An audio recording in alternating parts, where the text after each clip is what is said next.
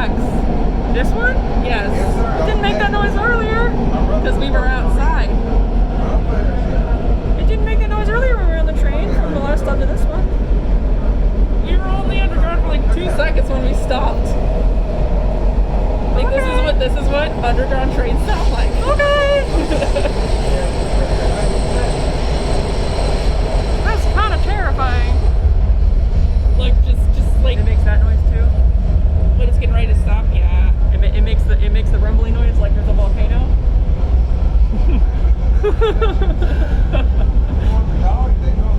It makes a rumbling noise. This is like it's a subway station.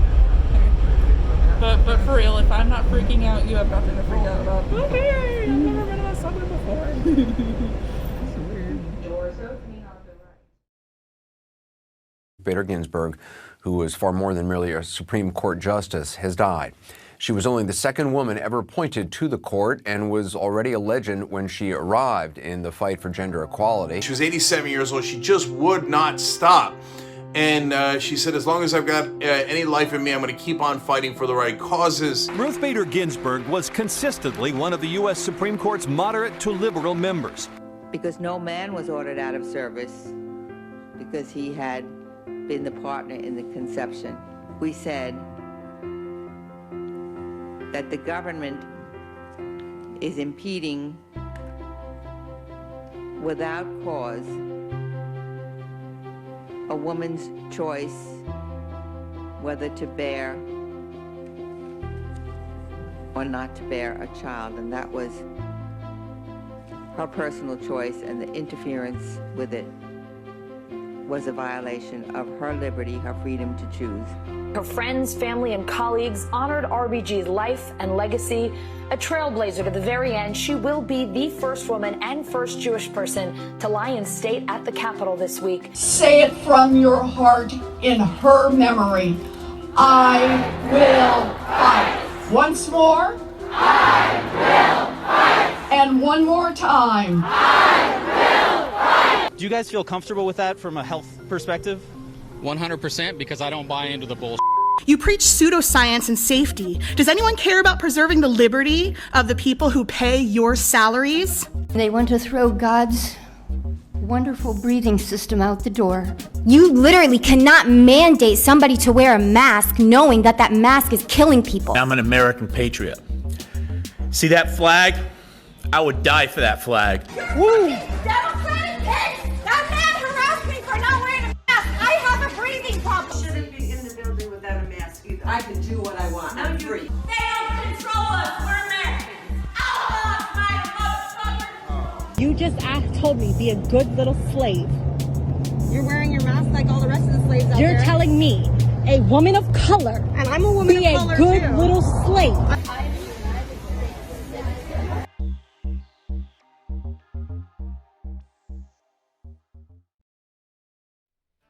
Ugh, youths. I say Halloween is the only time I could be myself, but only because everyone thinks this is a costume. But alas, I actually am a 276-year-old lesbian vampire. You know what comes with being a nearly 300-year-old homosexual? I'm only just now able to kiss women in public and get away with it. But just when that happens, the humans have once again spread yet another respiratory virus. Now, I have no use for a mask. The only thing that will kill me is a wooden stake, but I wear one anyway to blend in. But you know what astounds me though? These mortal children who refuse to wear one. Have I found other immortals, fellow creatures of the night? That was rhetorical, my dears, of course I haven't. I'd have seen them prowling around with me. So what is the issue? Well, I've seen words like oppression and freedom come up a lot. News of rights being taken away. Not surprising, the ones I see blubbering away the most are heterosexual Caucasians. You see, children, I was murdered on a nightly walk around the time the Patriots were on the brink of war with the Redcoats. They had just ransacked a ship full of tea and dumped it into the harbor because it was going to cost them too much. Imagine being a woman or a slave at the time, watching these fools lose their godforsaken minds about paying too much for caffeinated leaf water. Now, I never took sides during the revolution. as if I could. To this day, I'm of the idea that the USA did not need to come into fruition, but old boy George could have been a little nicer. My point being that America was founded on values such as independence and individualism. So when you ask the patriots to not do that, you've trampled on their selfish way of life. But is that really oppression? Or do these children just have a narrow view of what freedom actually entails?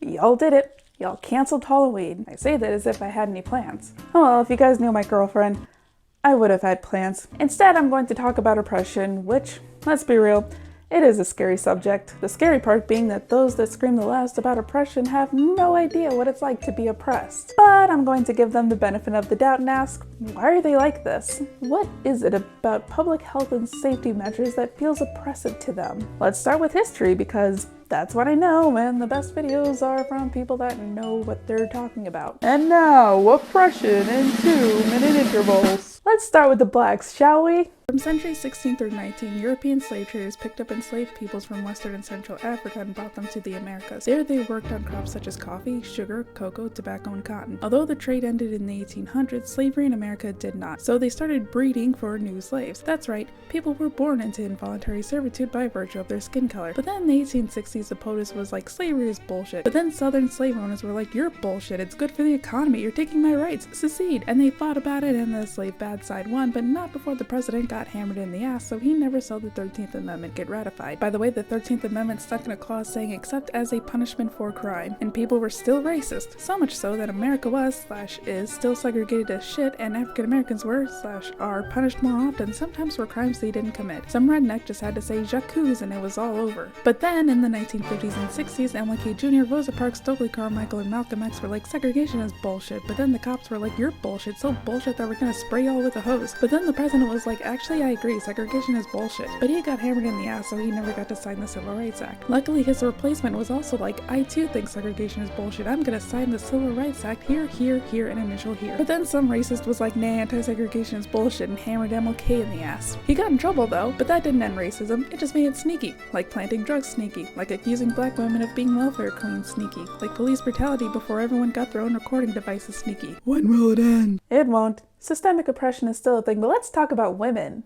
Once upon a time, there were women that knew stuff about medicine, but men couldn't handle women being smarter than them, so they accused them of being witches and burned them. But then we realized that witches weren't real, so now everything's fine. Oh wait, that's not it, is it? Until the 1400s, Europeans practiced an economic system called feudalism, but there was a plague that wiped out a third of the population, so things didn't work out. The thing about magic under feudalism is that witches didn't sell their goods and services, so when there was an attempt to establish capitalism, a system where you can't survive unless you do just that, women are gonna be like, this is bullshit. So what else was there to do except convince everyone that witches are whores and shit, and all rebellious women are witches, and therefore rebellious women are shit whore witches that must be burned. 300 years of this, including the witch trials of Salem, Massachusetts, and we're all convinced that the natural order is men work and women reproduce the labor force. But then in the 19th century, a bunch of broads were like, this is bullshit, can we at least vote? But then men were like, no way, if you vote then you'll vote to take away our right to vote. But then women got the vote and cis men got to keep their right to vote, but we're like, fine, but you don't get to work unless you're poor or widowed. But then World War II happened and women had to work because men were off the war, and once the war was over, a bunch of feminists realized, hey, we can do the jobs men can do too. So men were like, fine, but you have to choose between that or motherhood. The feminists were like, can we at least make abortion and contraception legal so that we can have that choice? Fine. But then some women were like, hang on, I want to work and be a mother, can that be a thing? And the feminists were like, totally, let's make it illegal to fire someone for getting pregnant. Meanwhile, we may or may not have thought about asking for equal pay, and we still are. And we're trying to include birth control under universal health care, and people are still trying to make abortion illegal again, even though we tried that and it has mega consequences. Moving on. Since this is a Dapper Sappho production, I'm going to talk about the gays. In the year negative of humanity evolved or something, I'm bad with words. Anyway, some of these humans were homo sapiens but also gay. There was this one Greek chick named Sappho from the island of Lesbos who was so fucking queer that we now not only have one but two words to describe queer feminine people. But enough about the Greeks. Let's skip to the part where the witch hunts established the gender roles we know today, specifically reproductive roles. The reason that abortion and contraception were criminalized to begin with is because non-procreative sex was heavily frowned upon, and that included gay sex. Yeah, gay bros were burned during the witch hunts as well. But that never stopped people from being gay even under capitalism, and gender roles were established, so the question remains, what the fuck is going on here? Karl Heinrich Ulrichs was like, maybe some men have a female soul. Freud was like, maybe everyone is bisexual, and Kinsey agreed. But Irving Bieber was like, nah, y'all just weren't raised right, so you make bad choices like fucking dudes. And everyone agreed with Irving because gay people can't make babies, and everyone knows that being unable to procreate means something's wrong. There have been attempts at maybe finding a natural, biological, or genetic cause of gayness, but the fact remains that gay people have always existed and always will, so we might as well get used to it. Unfortunately, that took a while. In 1969, nice, a bunch of queers were like, cops keep raiding our safe spaces and this is bullshit. In 1973, a bunch of queers were like, psychiatrists say we're mentally defective and that's bullshit. And in the 1980s, a bunch of queers were like, the government says we deserve AIDS and that's bullshit. Up to this day, a bunch of queers say the Red Cross won't allow gays to donate blood and people can still get away with killing us, and that's bullshit. But hey, at least we can work and get married, right? You know what? Fuck it. I'm gonna go with the big one. Let's talk about the Holocaust. So while anti-Semitism has been a thing since the 11th century, maybe even before, we're gonna begin with the Dreyfus affairs. French Captain Alfred Dreyfus was accused of selling French military secrets to the Germans, the most damning piece of evidence being a letter to a German attaché in Alfie's handwriting. However, Alfie was rich and liked the French army. He had no motive, so folks who didn't believe in his innocence decided that, it's because he's Jewish. This is due to the already held belief that Jewish people are traitors. One of the traits that had Bavarian army veteran Fatty McFat Chaplin believed that was why the Germans lost the First World War and went into economic debt. After coming into power in 1933, McBratwurst instituted a series of laws that stripped Jewish people of their German citizenship and the rights and benefits that came with it, including marriage to German Gentiles. But that's not enough, he said. Let's break and burn their shit. Still not enough. Let's mark them. Still not enough. Let's concentrate them into ghettos. Still not enough. Let's concentrate them into prison camps. And it wasn't just Jewish people either. Oh no. It was anyone that could get in the way of breeding pure, white, intelligent, blonde-haired, blue-eyed Germans, including homosexuals, promis, and the disabled. Not only that, but anyone deemed a political enemy, including communists and anyone who disagreed with their mustachio. Jesus Christ almighty, fascism is just piles of bewildering. This video isn't about fascism though. It's about anti-maskers. And then again, they do believe having to wear a mask is a form of fascism. Don't obey the government. That's how you end up in a concentration camp. God damn it. So we've reached the question of why are they like this, and I have a theory which I'll get to in a bit. In the meantime, I don't know if many of you are aware, but this is not the first time the American public has fought with seething rage against public health and safety measures. The first one that probably popped into your head is the anti-vax movement, and they sure have been making a lot of noise in the last decade. But what stood out to me was when the idea of forced immunization was compared to segregation. You're not allowing our kids into school because they're not vaccinated, because you think they're a danger to other children? This is just like what they said about black kids. It was also compared to the Holocaust. Surprise! And this, my friends, is what we call false equivalence. When someone argues that two different things are the same just because they share a trait. Xbox and PlayStation are the same thing because they're both gaming consoles with wireless handheld controllers. Never mind that they're made by two different companies, have different shapes, different user interfaces, different controllers, and that some games are available on one and not the other because of reasons that my girlfriend could explain better. But hey, they're both consoles, right? Case closed. I win. I'm more of a PC gamer anyway. But did you guys also know that there was backlash against seatbelt laws? So growing up in Virginia, I would see this sign before entering pretty much any town. And the first time I saw it, I was like, like, shouldn't that be common sense? Do grown-up drivers really need to be told to put on their seatbelts? I mean, after all, my mom was telling me to put on my seatbelt. I should hope that by the time you're old enough to get behind the wheel, you've at least made it a habit. But what I didn't know is that throughout the century before the year of our Lord 2000, grown-ass adults were being little shits about seatbelts. In fact, it wasn't until 1961 that Wisconsin became the first state to require that cars at least have a seatbelt in the front seat. In 1968, it became required for all vehicles in America. Wait, that's only a 7-year difference. What happened? I'll tell you what happened. Ralph Nader happened. If that name sounds familiar to you, congratulations, you actually cared in 1996, and 2000, and 2004, and 2008, and yet you still voted for Clinton, Gore, Kerry, and Obama. Anyway, in 1965, the then 31-year-old Nader published Unsafe at Any Speed, making the case that car manufacturers cared more about the cost of making safer vehicles than the safety about their consumers. In fact, only a small number of buyers opted for cars with safety features such as seatbelts, as the seatbelts themselves were $27. And this sparked a movement for safer cars and better laws. Even still, seatbelt use was strictly voluntary, and by the mid-1980s, when states began to pass mandatory seatbelt laws, less than 15% of Americans regularly used seatbelts. So, how did Americans respond? Prohibition was a good example of trying to force the personal health standards of politicians on society through the arm of the law. It didn't work for prohibition, and it's not working in the Illinois safety belt law. Safety belt law supporters are misdirecting their time, talent, and society's hard-earned money,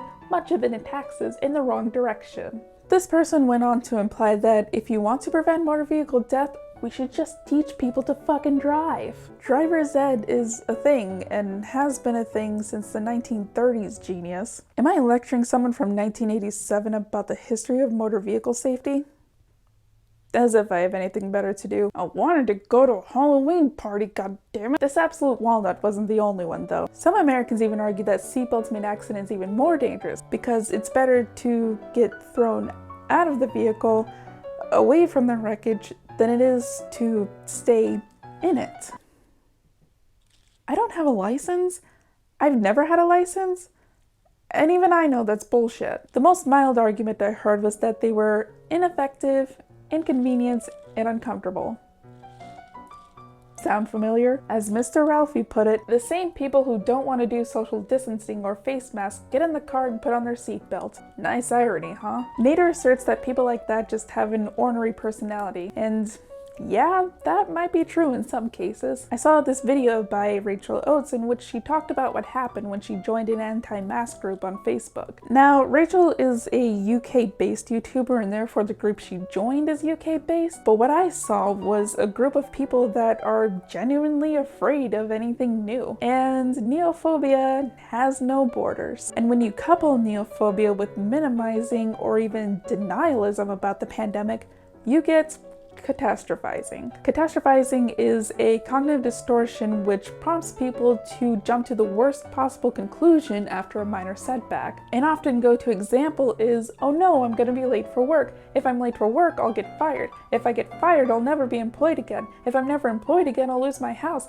If I lose my house, I'll freeze and die. And you might see a similar pattern in someone who has ever cried freedom in the face of a minor inconvenience. They see their loss of freedom to not wear a mask, to not vaccinate, and to not wear a seatbelt as the first step to actually losing all of their freedom to do anything. They see anyone obeying a new set of rules as weak-minded sheep. And if everyone obeys these new rules, what's to stop the government from implementing something even more ridiculous or even dangerous? Everyone's just gonna go along, right? Just as long as they keep telling us it's for everyone's safety. Next thing you know, they're gonna tell us that getting into a cattle car is for everyone's safety, and everyone's just gonna go along. Well, not me. Nope, sir. I draw the line right here, right now, at the first step.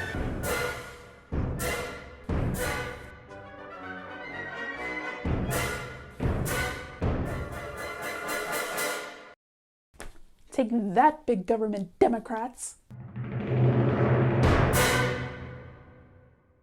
Petulant children. Americans never liked being told what to do. Freedom, freedom, freedom. They don't know what freedom means. Sure, there's an element of doing whatever you want. I can do as I please, but no one ever seems to add within reason. You see, children, when this country became independent from the British, America didn't become the 18th century version of the Purge. The founders looked around and wondered what policies they are to implement on their countrymen. And the current Articles of Confederation was going, well, not well. And they had the freedom to enact new policies, but they also had the responsibilities to look out for us. Well, people that were still alive. So within a few years, they'd written 12 amendments promising us a few rights. As I've said though, children, there's also responsibility. Just because you have the right to tell me I'm going to hell for having carnal knowledge of other women doesn't mean that I don't have the right to drain you of your blood in response. Alright, I actually don't, but I'm still allowed to get angry. Besides, President Garfield was already dying. I was doing him a favor. But you know how liquor advertisements have "please drink responsibly" in the fine print? That is the acknowledgement that those of us over 21 have the right to consume liquor, but only in a way that does not bring harm to others. That is freedom, children. Not your infantile idea of having no rules at all. It's easy to point and laugh at how ridiculous these people seem. I mean, they're comparing public safety measures to Prohibition, Jim Crow, and the Holocaust. And it's easy to sit there and roll your eyes at their so-called understanding of history. You just want to grab a megaphone and scream at them, "The Holocaust did not start with vaccines!" Believe me, I was mega tempted myself. I crafted the script for this video 20 times and they were all filled with SJW talking points that have been made a gazillion times over. And yet, I still walk into Walmart and I see this. Hey honey, I forget, which candle did we get last time? There's apple pie. And there's also apple cinnamon. And they both smell like our old one. It's also easy to call them selfish, but I'm not gonna do that because that would be counterproductive. Besides, I already have. As I've said, it's really just a mass fear of change. You may have noticed that most anti-maskers are conservatives. And the thing about conservatives is their intent to conserve the status quo, because that's what America and freedom are all about. And it seems that not even in the face of a dangerous virus are they willing to change their ways. They're more willing to minimize the danger or even deny it that it exists than go with what is effectively a temporary normal. And they consider anyone who goes with it to be weak, effeminate sissies. And they're so caught up with trying to maintain their idea of normal that the simple task of putting something over their face, something they're not used to doing, triggers a fight or flight response. Mostly fight. So there's not much I can say that would change their minds, because the only word I can think of, besides selfish or unintelligent, is irrational. Masks don't infringe on your freedom. If anything, they give you more freedom, especially at a time like this. I mean, sure, you can't tell who's smiling anymore. If you ask me, that's probably for the best, but here's the thing. I opened this video about the late great notorious RBG and my trip to DC to go and pay my respects because she is, in my mind, someone who has spent decades of her life fighting against oppression, fighting for my right to get married, fighting for abortion rights, fighting for trans people to fucking live. She did it for the girls and the gays. But notice how whenever I was out in public, which was 90% of the time, I was wearing a mask. And I wasn't the only one. The only time I noticed people not wearing a mask, myself included, was when we were outdoors. I mean, it's kind of difficult to spread a virus, even an airborne one, in an open space where social distancing is not only possible, but you'd have to be a total fucking creep to get within 6 feet of total strangers. I still wore one to Ginsburg Memorial as we were all crowded in front of the Supreme Court. Did I ever feel like my freedoms were being infringed? Did I ever feel oppressed? No. And I'm not just saying that because as a queer person of color, I know what oppression looks like. I'm saying this because I remember being scared to leave my home when this pandemic first started. All I had to cover my face was an old bandana, and I seldom went outside for that reason. When masks became widely available to the public, yay! I could leave my house again. I could go to the store. I could go to the arcade. I could go to fucking Washington, D.C. and ride the metro and visit the Lincoln Memorial and not worry about the prospect of my last breath being taken through a ventilator down my throat. Stop letting your irrationality about safety measures get the best of you. This pandemic is only temporary, and so are the mask mandates. But the more you fight against it, the longer it's gonna go on. So I'm begging you, please, don't cancel Halloween again.